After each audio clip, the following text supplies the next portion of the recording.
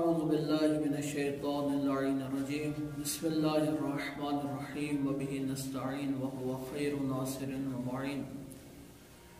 الحمد لله رب العالمين والصلاة والسلام على أشرف الأنبياء والمرسلين أما بعد فقد قال الله تبارك وتعالى في قرآنه المجيد وفرقانه الحميد وقوله الحق وهو أصدق القائلين بسم الله الرحمن الرحيم وَوَجَدَكَ عَائِلًا فَأَغْنَى۔ میں سب سے پہلے چینل یوسف زہرا کا تہہ دل سے ممنون و مشکور ہوں کہ انہوں نے مجھے اپنی اس چینل کے ذریعے لغو شاعری کا موقع عنایت فرمایا، اور پھر اس کے بعد جناب خدیجہ الکبریٰ سلام اللہ علیہ کی وفات قریب ہے۔ ہم سب سے پہلے پورے عالم اسلام کو ام المؤمنین حضرت خدیجہ الکبریٰ سلام اللہ علیہ کی وفات پر تہہ دل سے تعزیت پیش کرتے ہیں، اور بلاخص بالخصوص اپنے وقت کے امام زمان علیہ السلام کی بارگاہ میں تعزیت پیش کرتے ہیں۔ جناب خدیجہ الکبریٰ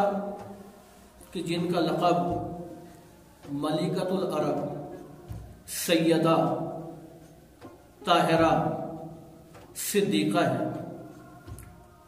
اور چند ایسی شخصیات ہیں کہ جن کے اس دنیا سے گزر جانے کے بعد حضور بہت زیادہ رنج اور کرب میں مبتلا ہوئے۔ ان میں سے پہلی شخصیت حضرت ابو طالب علیہ السلام کے ذات گرامی ہے،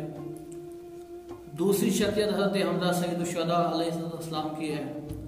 اور تیسری شخصیت حضرت خدیجہ الکبریٰ سلام اللہ علیہ کی ہے۔ کس بی بی کی عصمت کے بارے میں یہ کہا جا سکتا ہے کہ ان بی بی کا گھر اس قدر بڑا وسیع اور عریض تھا کہ پورا مکہ ان کے گھر میں سما سکتا تھا، اور ان کی عظمت کے بارے میں یہ کہا جا سکتا ہے کہ جب اس بی بی کی وفات کے بعد جب اس بی بی کا کوئی دوست یا کوئی سہیلی یا ان کے خاندان کا کوئی فرد حضور سے ملنے آتا تو حضور ان بی بی کی وجہ سے اس کا بہت زیادہ احترام کرتے۔ تو آپ اندازہ لگائیے کہ جب اس بی بی کی وفات کے بعد بی بی سے متعلق جو ملحق ہیں، ان کا دوست یا ان کے خاندان کا کوئی فرد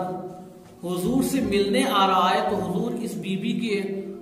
توسط سے، اس بی بی کی وجہ سے ان کا اتنا احترام کر رہا ہے، تو خود بی بی کا کتنا احترام کرتے ہوں گے۔ اس لیے جب کسی دوسری بی بی نے پوچھا کہ یا رسول اللہ، کہ جب بھی آپ کے سامنے جناب خدیجہ الکبریٰ کا ذکر آتا ہے تو آپ کی آنکھوں سے اشک روا ہو جاتے ہیں، جبکہ خداوند متعال نے آپ کو ان سے اچھی زوجہ عنایت فرمائی ہے، بہتر زوجہ عنایت فرمائی ہے۔ تو حضور نے بے ساختہ کہا کہ یہ تم سے کس نے کہا ہے؟ یہ تم سے کس نے کہا ہے؟ کہ خدیجہ نے اس وقت میرا ساتھ دیا جب میرا کوئی ساتھ دینے والا نہیں تھا۔ خدیجہ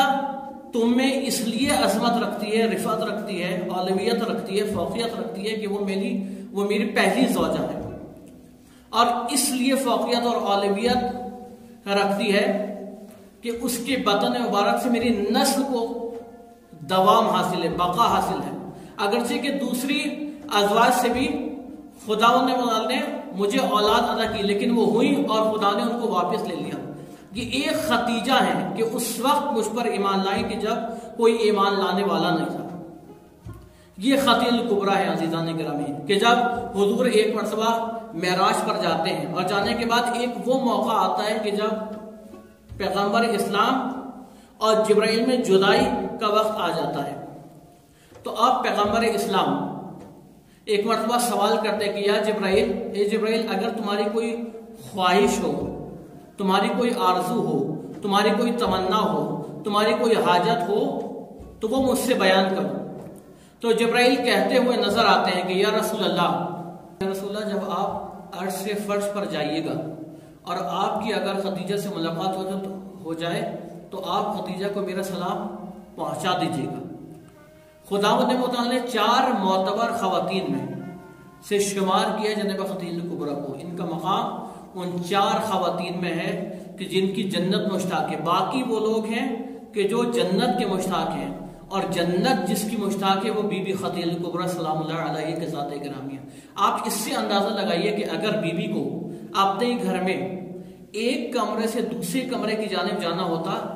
تو بی بی جو ہے اپنی کنیزوں کے جھرمٹ میں